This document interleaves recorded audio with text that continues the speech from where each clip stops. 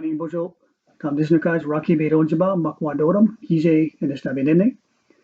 Good afternoon, and my name is Tom Dampier, and I'm the Cultural Resource Advisor for Dnaagdawenmag, Binnoojiiyag Child and Family Services. And I have a little teaching today that I wanted to share with you around friendship bracelets. And I have two different designs here that I wanted to share. And the one is a enclosed with our 3 strands cut, and the other one is full cut right through. And I'll do a little demonstration. I have 2 pieces of moose hide here. That the moose hide is actually my moose that I harvested 2 years ago, and have been a hunter fisherman for many years, and tend to use up a lot of the animal as best I can to respect the animal. So my moose hide is very special to me, and I make good use of it. So the teaching behind the bracelets are that when you make these bracelets, you're to make it with someone, maybe a loved one, maybe someone close to you, a friend, or persons we work with. You know, the thought behind that is that when you make one, you give it away, and when you make one, you're also having that connection between each other, and you're talking about things that sometimes we may find it difficult to talk about. And you know, our Indigenous people always were busy and used our hands and our crafts, and always kept busy, and they always talked. And so our crafts help with bringing those words out of us. And as well, a lot of our Indigenous people don't make eye contact. So while looking at our bracelet, we can find those words through using our hands, our connection, and finding those words we need to share. So that's just a brief teaching on that as well. But we're here to do again a bracelet making. So I've got this style here, and again, once again, I have the other style that's been cut into 3 strips as well.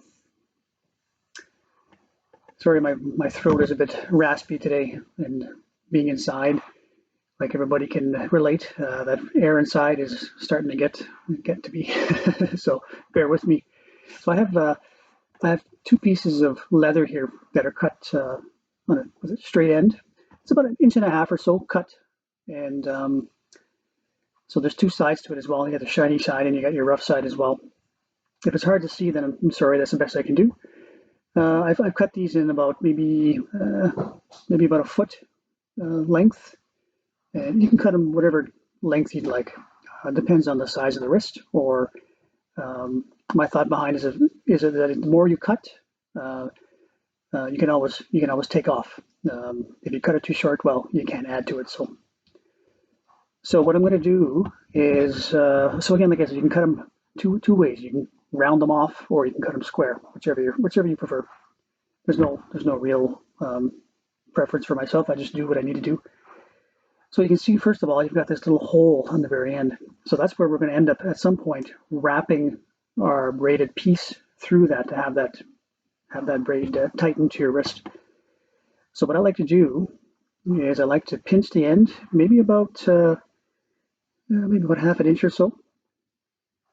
And I take my scissors, and I want to cut a little half moon in the middle of that strip.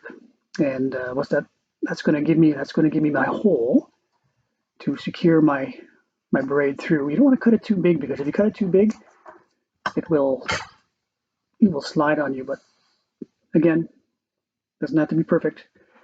As you can see, my cut isn't perfect, and that's okay. We're not here to make this perfect craft. We're just here to learn and pass some of these teachings along.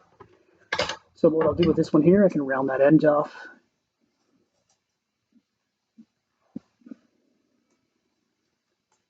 Again, you can do whatever design you like.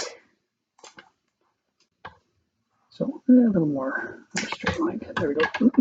So again, I can fold that, and I'll make my little half moon cut. go. All right. So what I like to do next is to make the full 3-strand cut, very simple. And what I usually do is I tend to fold it in half.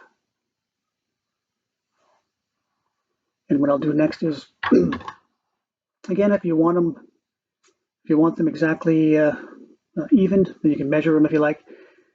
I don't. I just eyeball it, and my first cut is, again, I'm sort of eyeing it up in terms of the thickness I want one of those strips to be. So it's a little hard to see, but anyways, we'll start here.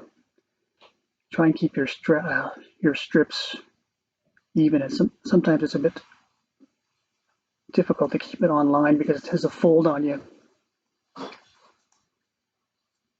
So just keep going. You can see how that other piece likes to wander on you. Try and keep that in the middle if you can. So that's the first strand. And we'll start with our second cut. Try and keep that in the middle if you can.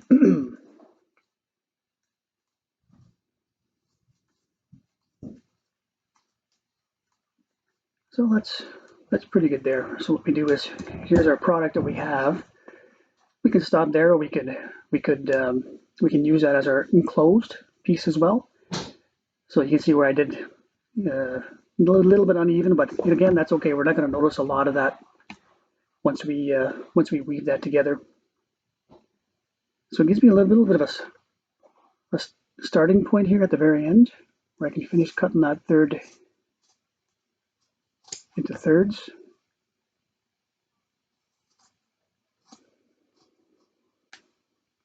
All right. So we got our 3 pieces, our 3 strips hanging there. So our second piece that we will cut is that we're going to cut 3 strands again, as I did with the other one. I'm going to go part ways. I'm going to say about 3/4 of the way down. Again, watch your fingers. Again, it's a lot easier to work with someone.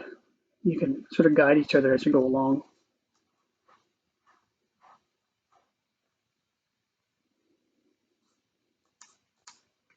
Sorry if you can't see it. It's a little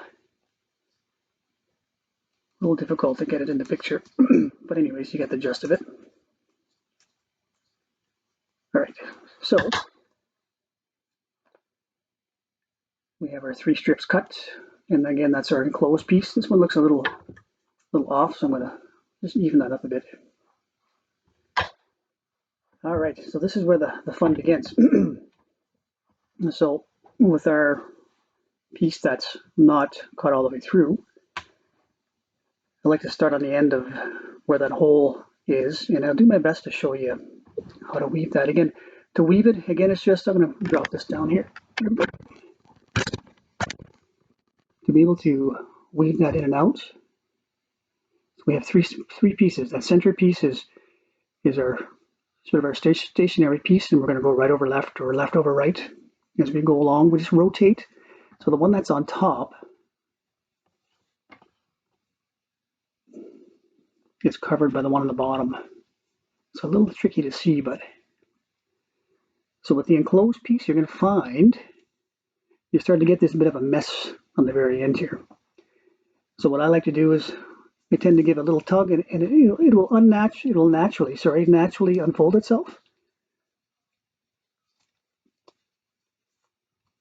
And again, you'll have that flat area again. You can see as you tug it, it just sort of naturally unfolds itself. So I usually do a couple more braids. And what I'll do is give it a tug again. And that'll help it unwrap itself. You'll see how flat it is again. It starts to tangle itself as you go through. If you go too far with the weaving and your end piece starts to tangle on you, then it could cause a bit of a mess. But again, a little bit of weaving. You can see it starts to tangle itself. Give it a tug. Again, it will naturally unravel itself. There we go. May take a few little tries, but just keep going. Don't worry about it. Again, I'm going to do a couple more weaves. Give it a tug again. It'll naturally unfold itself. There it goes. It's tricky, and I've done quite a few of these, and I still struggle with them. So, but again, it's just practice makes perfect. Give it a tug, and you start to get your braid in some nice uniform shapes.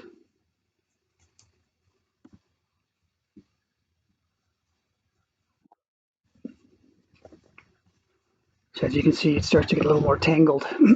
Again, a little tug, it sort of flips itself out, untangles itself.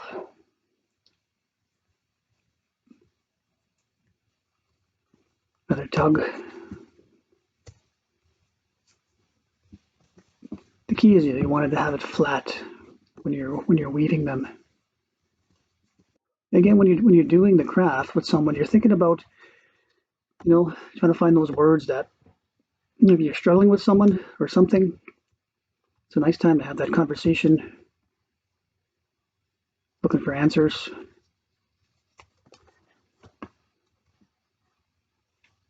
And let this activity bring out your frustrations. You can be frustrating, sorry. But again, this is part of testing our patience and learning about self, having those patience. As you can see now, I'm having my patience. So as I get closer to the end, this is where it gets a bit tricky because it starts to really bundle itself up. Excuse me. But I'm just going to keep going until I can find that natural fold.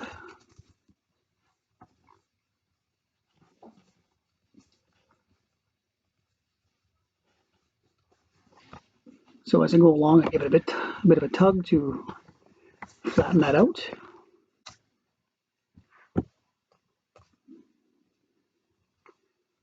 Now we're starting to get into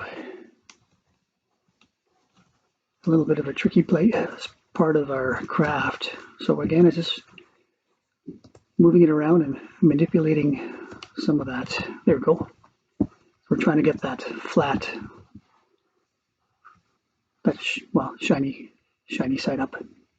So we're getting to the very end where it's going to get really tricky, and I'm going to try and do my best to show you. So at some point we can only go so far, and that's probably where I'm at as far as I can go with this fixed piece. So I'm just going to be able to try and tuck that in there somewhere. You'll see it as it naturally sort of folds itself in. Yeah, that's not too bad. So that's my finishing product of that closed bracelet. So it didn't turn out to be too bad. I'm okay with it. Doesn't have to be anything perfect, but I'm going to fold that around. We'll fold that end. Stick it through our hole we made earlier. It's a bit tight, which is good because it won't slide off.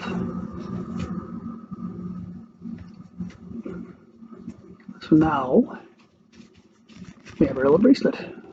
We can lock that in place. And yeah. So at the very bottom, you can cut your strips as well if you want to make a bit of a design, some fringe. Or you can add your beads on the end. This one here, you can't add beads in the middle. Well, I don't know how to, but if you know a way, please let me know because it's enclosed. And if you can do some magic and get those beads on there, well, all the best to you. So there's our little fringe, our finishing product. Very simple. Okay, so our next one is the open 3-strand, 3-braid, very easy to make. Again, our middle piece is sort of our one we're focusing on. Again, it's just one over the other. The one that's underneath will go over, and it just rotates itself. You can use either side if you like.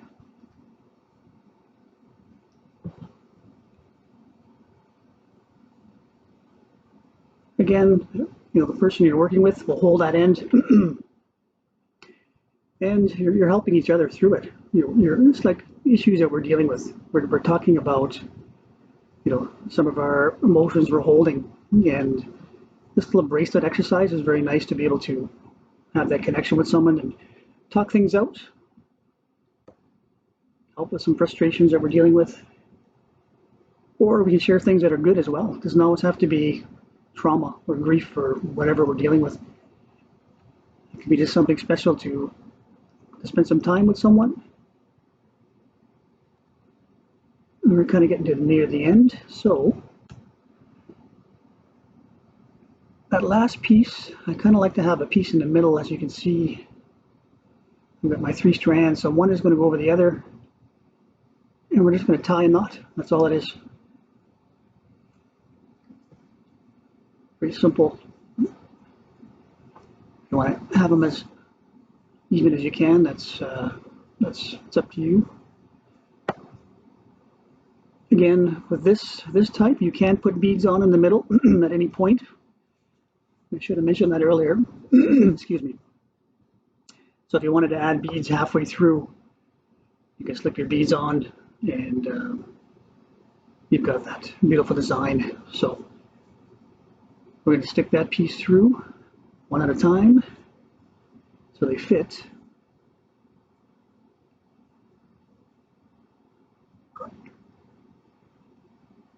I hope you're able to see my hands do some of the work. If not, you can always contact one of us to walk you through it. Or again, it's just a nice activity to do with the kids, seeing that we're isolated at this point, but there we go. So we got our second bracelet, and that didn't take very long.